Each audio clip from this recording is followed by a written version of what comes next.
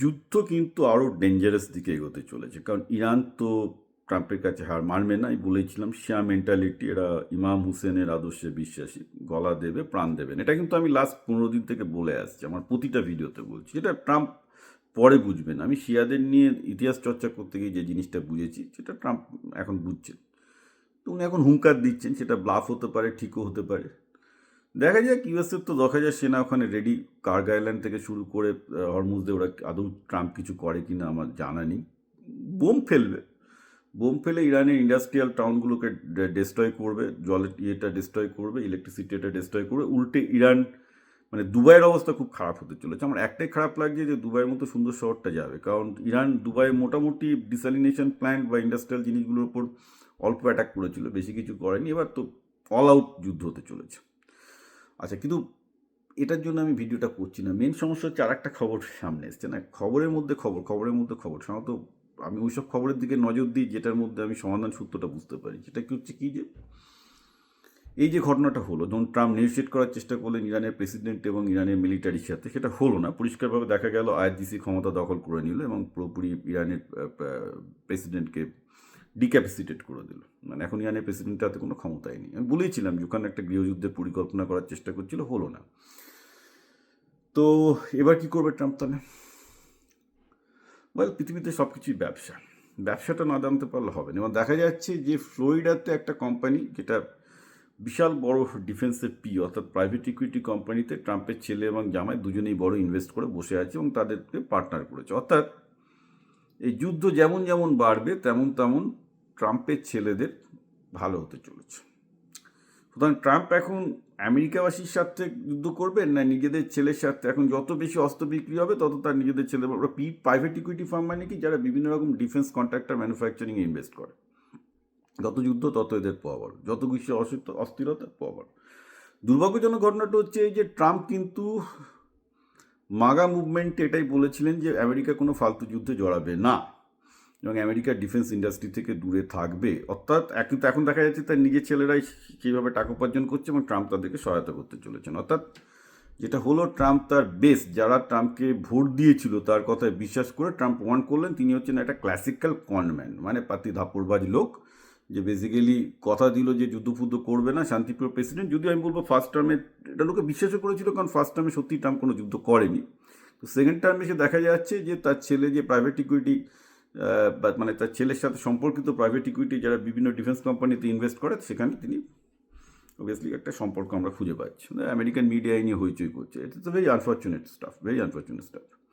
তো জিনিসটা খুব একটা ভালোর দিকে গড়াবে না। মানে ব্যাপারটা হচ্ছে গোটা বিশ্বে যুদ্ধ হবে, ভারতীয়রা সাফার করবে, চাইনিজরা সাফার করবে, আমেরিকানদের সাধারণ মানুষও সাফার করবে, লাভ করবে কয়েকজন ডিফেন্স কন্ট্রাক্টর এবং তাদের ইনভেস্টররা।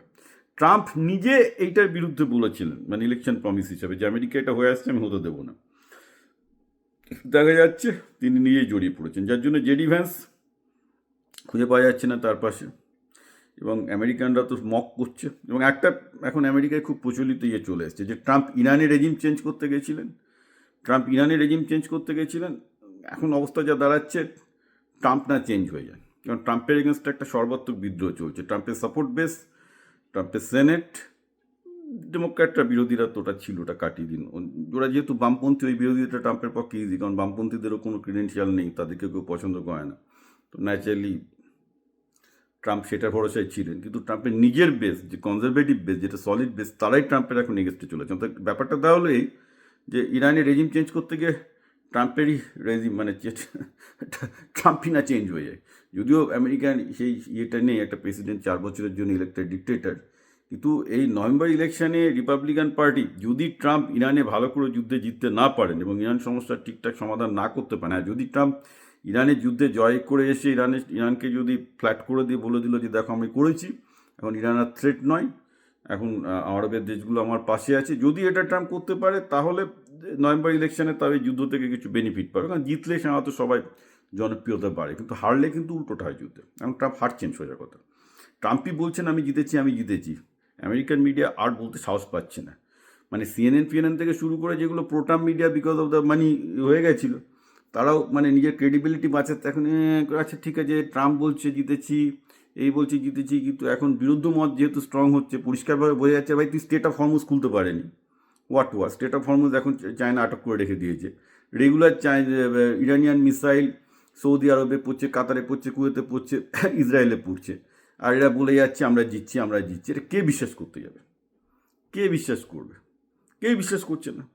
খবর তো আজকালকার দিনে চেপে রাখা যায় না। ফলে ট্রাম্প নিজেও বুঝতে পারছে he has become a joker. এখন তো মানে বুঝতে দেরি হলো, but he understood that nobody is trusting him, যার জন্য এখন মাথা খারাপ হয়ে গেছে। এখন দেখছি যে নিজের ছেলের ব্যবসাটা এই সুযোগে যদি করা যায়, কিন্তু সেটা করলেও তো ছাড়বে না। পরবর্তী ক্ষেত্রে যারা ক্ষমতায় আসবে তারা ট্রাম্পকে ছেড়ে কথা বলবেন। সব দিক থেকে ট্রাম্প বিপদে, কারণ একটা ঘটনা আপনাকে জানতে হবে যে ট্রাম্প এতগুলোভাবে কনস্টিটিউশন ভায়োলেট করেছে। ট্রাম্প যদি লাইফ টাইম ডিক্টেটরশিপ না পায়, যেটা আমেরিকায় হয় না, আমেরিকায় 2 টার্মের বেশি প্রেসিডেন্ট হয় না, 3rd টার্মে তো আমেরিকার প্রেসিডেন্ট হওয়ার কথা নয়, মানে সংবিধান না চেঞ্জ করলে।